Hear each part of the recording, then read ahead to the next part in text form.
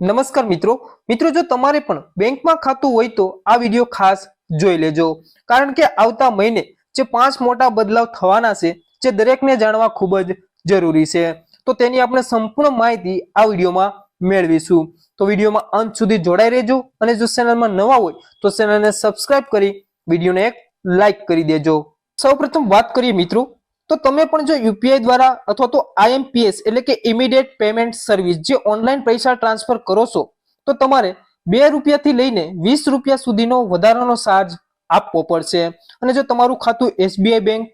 Punjab national bank,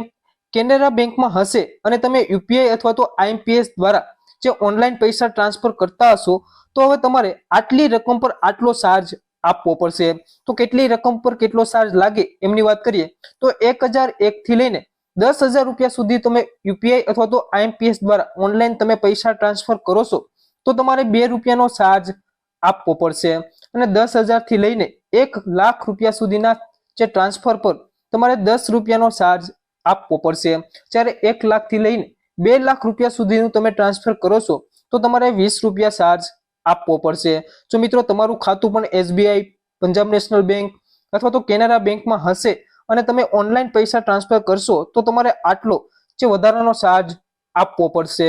ત્યારબાદ વાત કરીએ મિત્રો તો હવે તમારા ખાતામાં જો મિનિમમ બેલેન્સ નહીં હોય તો પણ તમારા ખાતામાંથી કોઈ પણ જાતનો ચાર્જ જે બેંક દ્વારા કાપવામાં આવશે નહીં। મિત્રો ઘણા બધા જે લોકોને આ પ્રશ્ન હોય છે કે વારંવાર જે મિનિમમ બેલેન્સના કારણે બેંક દ્વારા ચાર્જ કાપી લેવામાં આવતો હોય છે અને મિનિમમ બેલેન્સ એટલે કે જે ખાતાની અંદર અમુક જે મર્યાદિત બેલેન્સ રાખવું ખૂબ જ જરૂરી હોય છે નહીતર તમારા ખાતામાંથી પેનલ્ટી તરીકે જે બેંક દ્વારા ચાર્જ કાપી લેવામાં આવતો હોય છે અને આ બેલેન્સ એ દરેક બેંક મુજબ અલગ અલગ નક્કી કરવામાં આવતું હોય છે। પરંતુ જો તમારું ખાતું એસબીઆઈ બેંકની અંદર, Punjab national bank, Indian bank, Canara bank અને બેંક ઓફ બરોડા જો આની અંદર હશે તો હવે તમારે એની ચિંતા કરવાની જરૂર નથી કારણ કે આ બેંકો દ્વારા જે મિનિમમ બેલેન્સ નહીં રાખવા પર કોઈ પણ જાતનો ચાર્જ હવે લાગશે નહીં। જે મિનિમમ બેલેન્સ ચાર્જ હતો એ હવે નાબૂદ કરી દેવામાં આવ્યો છે। ત્યારબાદ વાત કરીએ મિત્રો જો તમે પણ આ બે યોજનાની અંદર જો તમારું બેંક ખાતું આપેલું હશે અથવા તો જોઈન્ટ કરાવેલું હશે તો તમારા ખાતામાંથી પણ 436 અથવા તો 456 રૂપિયાનો ચાર્જ જે બેંક દ્વારા કાપી લેવામાં આવશે। અને આ બંને યોજના મિત્રો ભારત સરકાર દ્વારા ચલાવવામાં આવે છે। જે પહેલી સૌપ્રથમ યોજના છે મિત્રો પીએમ સુરક્ષા એટલે કે પ્રધાનમંત્રી સુરક્ષા વીમા યોજના અને બીજી યોજના છે પ્રધાનમંત્રી જીવન જ્યોત યોજના। જો આ બંને યોજનાની અંદર તમે અરજી કરેલ હશે, લાભ લીધેલ હશે અને તમે જો તમારું બેંક એકાઉન્ટ આપેલું હશે તો તમારા ખાતામાંથી 436 અથવા તો 456 રૂપિયા જે કાપી લેવામાં આવશે અને આ ચાર્જ એ દર વર્ષે કાપવામાં આવે છે જે પ્રીમિયમ તરીકે કાપી લેવામાં આવે છે। તો મિત્રો તમે પણ જો પીએમ સુરક્ષા વીમા યોજના આ બંને વીમા યોજનાની અંદર જો તમે લાભ લીધેલ હશે અને તમે જે બેંક એકાઉન્ટ જોઈન્ટ કરાવેલું હશે તો એમની અંદરથી 436 અથવા તો 456 રૂપિયા જે દર વર્ષે પ્રીમિયમ તરીકે કાપવામાં આવે છે તો આટલા રૂપિયા તમારા બેંકની અંદરથી ચાર્જ લેવામાં આવશે।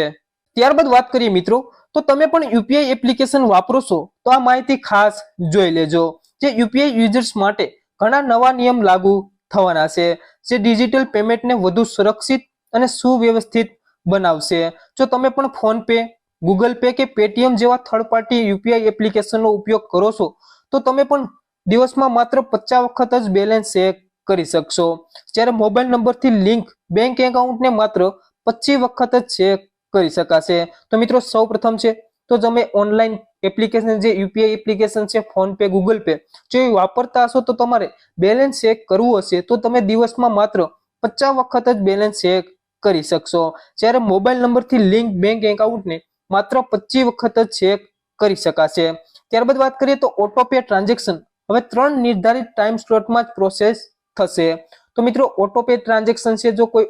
ઓટીટી હોય અથવા તો કોઈ ઓટો પે ટ્રાન્ઝેક્શન થતું હોય તો એ માત્ર 3 વખત જ થશે જે આખો દિવસમાં 3 વખત થશે અને અમુક નિર્ધારિત ટાઈમની અંદર જ આ ઓટો પે ટ્રાન્ઝેક્શન થશે। ત્યારબાદ વાત કરીએ તો ફેલ ટ્રાન્ઝેક્શનનું સ્ટેટસ માત્ર 3 વખત જ ચેક કરવામાં આવશે અને એ પણ 90 સેકન્ડના અંતરમાં જ જે તમે ચેક કરી શકશો। તો મિત્રો તમારું ફેલ ટ્રાન્ઝેક્શન તમારે સ્ટેટસ ચેક કરવું હોય તો એ તમે 3 વખત કરી શકશો અને એ પણ તમે 90 સેકન્ડના અંતરાલની અંદર જ આ ફેલ ટ્રાન્ઝેક્શનનું સ્ટેટસ ચેક કરી શકશો।